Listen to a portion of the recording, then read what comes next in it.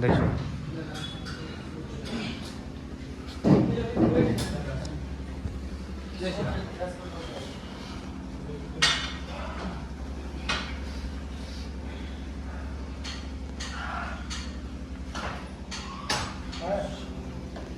करो करो क्या चला सके मौसम एकदम जबरदस्त भ गेल छै, मतलब एहन जबरदस्त भ गेल छै जे मोन लागै छै बाइक पर चला रहल छी, बाइक पर एक नंबर लागि रहल छै, कियाकि मेघ लागै छै, पानि नहीं पड़ै छै लेकिन मेघ लागल छै, हवा बहि रहल छै और हवा के कारण पानि नहीं भेल। जाइ छी जिम पर, भोर में छलै कनि मौसम नीक उठै में लेट भऽ गेल। चलू ओना देखाबै छी मौसम, देख कऽ एकदम मन खुश हो जाए, एहन मौसम छै मन गदगद हो जाए। अभी तरह से एहने मौसम रहे, बीच बीच में रौद हो जाए लेकिन मौसम एहने रहे, एहन टाइप के मौसम। देखियो मौसम, देखै छी मौसम चारों कात से एकदम बादल भरल छै, चारों कात मेघ लागल छै और एतेक नीक लागि रहल छै ने जे कहि नहीं सकै। देख रहल छै एहन बहुत दिन के बाद भेलैया जे एहन मौसम भेलैया, हालांकि पानि तानि तऽ पड़ै छलैया लेकिन एहन मौसम भरि दिन बादल लागल छै, काल्हियो भेलैया हल्का बहुत और आइयो भरि दिन छै तऽ मोन लागै छै, लेकिन तैयो पानि भेनाइ बहुत जरूरी छै, कियाकि गाम घर में बाहरों के कल सुखा रहल छै, मोटर पानि नहीं दऽ रहल छै और सबक कल एक लाइन से सुखा रहल छै, तो पानि भेनाइ बहुत जरूरी छै। एना मेघ लगने तऽ हेतै नहीं, आब जहिया जे पानि हेतै देखबाक चाही कहिया की होइए, लेकिन मौसम बेजोड़ छै, मिला जुला कऽ मौसम ठीक छै। तो और बनल रहियो ब्लॉग में,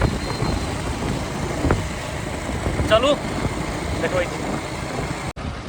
ई आबि गेल छी एहन रोड पर जे सिमरी गई कहियो नहीं सुधरऽ वाला रोड छै, मतलब जहिया से रोड पर एलहुँ हँ तहिया से एहने छै पूरा। अतः 1 किलोमीटर सिमरी अयला के बाद मार्केट पहुँचऽ वाला छियै, ओतऽ से अखन 1 किलोमीटर तक पूरा रोड एहने रहतै। देखै छियै ने मौसम कते नीक लागै छै, व्यू एक नंबर आबै छै,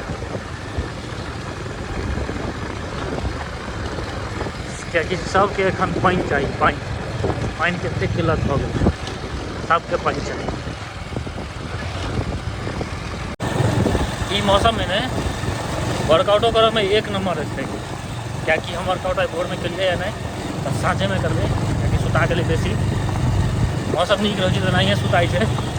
तऽ एहिठाम बहुते लोग के भऽ जाइ छै सिमरी आबै काल में कोन रास्ता एहिठाम सिमरी के दूटा रास्ता छै ना, दूटा रास्ता छै, एकटा ई छै एकटा ई छै, तऽ हम बेसी यही रास्ता से जाइ छी कियाकि जिम के ठीक पीछा में रास्ता रुकै छै और वो कनी मार्केट पकड़ाई छै ओहि रास्ता से, सुविधा हमरा अही दने होइए, हम अही दने जाइ छी। ठीक छै, सिमरी पहुँचलिए और बूंदाबूंदी शुरू भऽ गेलै, कनी कनी कऽ एक दूटा बूंद खसल है, कहुना पानि पड़ै, बूंदाबूंदी से किछु होवला छै नहीं, पानि पड़नाइ बहुत जरूरी छै, देखबाक चाही आइ होइया पानि कि नहीं राति में, कियाकि पूरा इंडिया डूबल छै, खाली बिहारे टाइम में पानि नहीं छै। आइ की होइ छै से देखै छियै। देखियो तते हवा बहि रहल छै, इन्वर्टर के बम बाजि गेलै है, सब एकदम वर्कआउट है, फ्लैश जला जला के वर्कआउट करे छै, देखै छियै ने जिम के जुनून। देखियो सब अपन अपन अन्हार में अपन अपन डम्बल जतऽ तऽ राखै छियै, ओरिया कऽ राखू। आइ हम बचि गेलहुँ, खसितहुँ अखने, पूरा नहीं खसलहुँ लेकिन खसि पड़ितहुँ।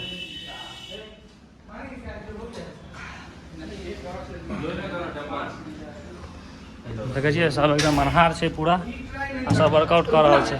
ई सबटा हवा जे चलि रहल छै ने, ई हवा के कारण एना भऽ रहल छै, भरि दिन लाइन नहीं छै, और काल्हिओ राति में लाइन नहीं रहै, आइयो नहीं छै, आ सब वर्कआउट कऽ रहल छै।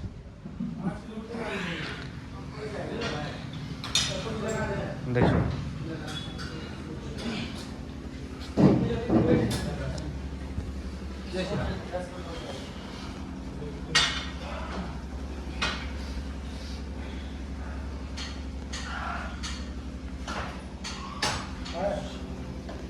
करू करू लाइन के एहन समस्या भ गेल छै तो देखियो हम कतऽ बैसल छी, पार्लर में बैस के मोबाइल चार्ज कर रहल छी, इन्वर्टर डिस्चार्ज भ गेल छै, जनरेटर चलैया या पार्लर में बैस के देखे छियै ने। देखियो एगोटा महानुभाव सेहो आयल छथि, खाली चार्ज करे लए आयल छथि, ओते दूर से 1 किलोमीटर से चार्ज करे लए आयल छथि। चार्ज करब जिम में आयल छला चार्ज करे, लेकिन जिम के तो पहले से हालत खराब छै, कियाकि बैटरी पूरा बैस गेल छै।